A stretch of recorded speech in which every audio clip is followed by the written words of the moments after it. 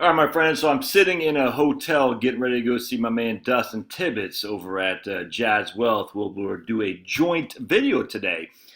Got a couple of emails I just wanted to share with you. I thought you'd find of interest. It's this one's actually pretty sad in a way. It's sad, but it's also enlightening. So let's go over this. This is from my man Don from South Carolina.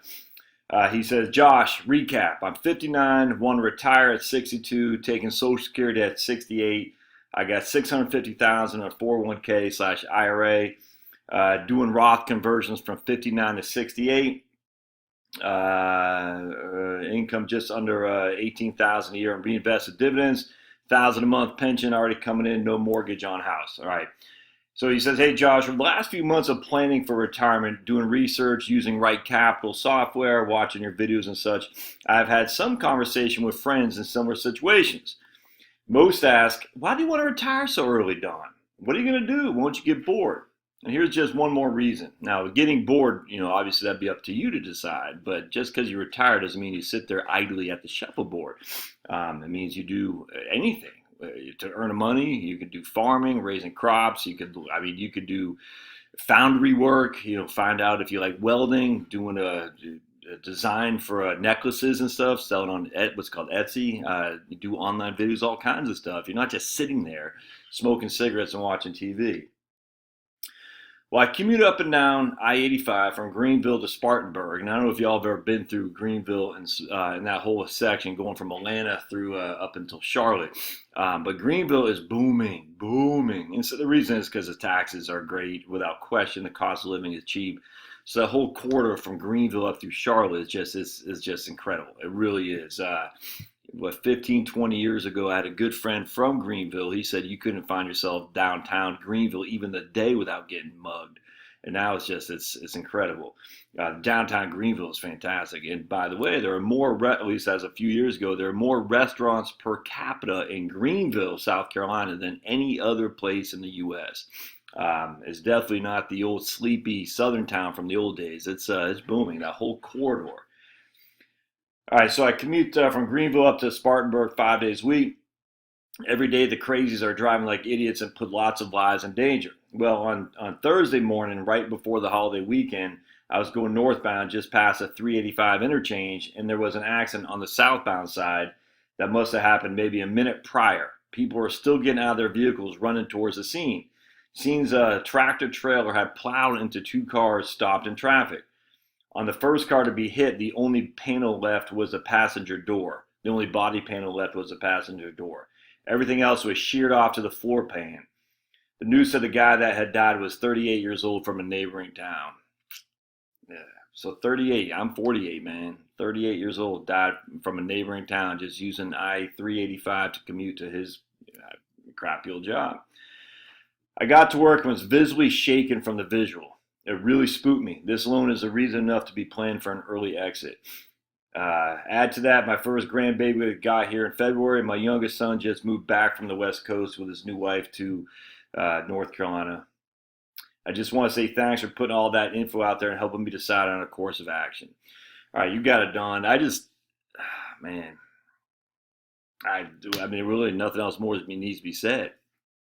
If you're doing that commute, I don't do that commute anymore on 400.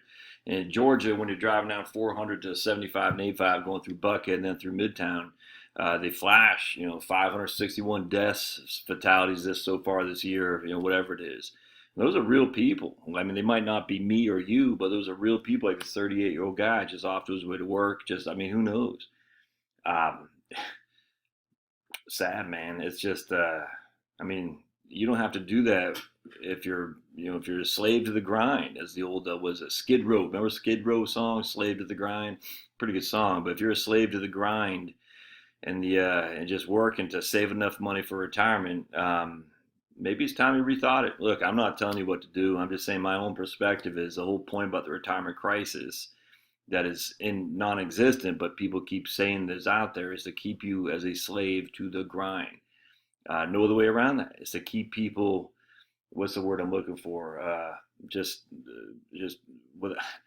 easy to be led. I'm too. When I was at USAA and they do some stupid crappy. I mean, we used to have a financial software that everybody knew was piss poor. Everybody knew it. Yet if you said something, you were ostracized as, not being part of the team. And you're like, but I can't do this anymore. I can't. The software is misleading.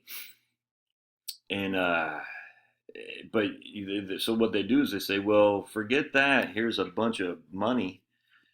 Just keep focused on the money and forget all the actual stuff that you're doing that, literally is harming people. Because if someone bought that plan under the assumption that the planning software was legit, they could have made horrific mistakes.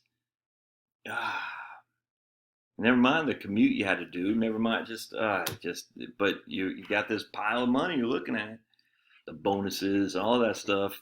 And you're like, yeah, I'll obey to get that pile of money. And then lo and behold, fast forward 2 years since leaving, you say, it wasn't that bad. Yeah, it's a struggle. There's always a struggle. You're a human being. But then you start saying, I have something to offer. Now, you might not know what it is yet. Think about it. Take some time in the morning before you get in that car and just sit there and think in peace and quiet for 15 to 20 minutes.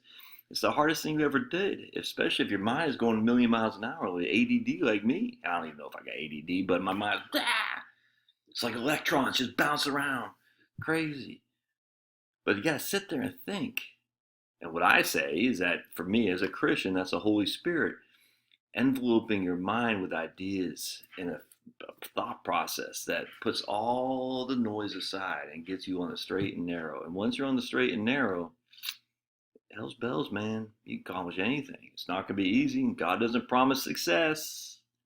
He doesn't say, like, was that Joel Osteen guy from South Carolina, the preacher who got his wife some fancy schmancy car. He says, well, God, this is what God wanted for us. I'm like, I'm not so sure about that. I mean, look, I'm not here to judge, to each his own, man. But I just said, God promises you financial success. I don't think that's true. In fact, I think if you look at Jesus, he says, sell all your possessions and follow me. So anyway, thanks for the email, Don. That's good stuff. Sad.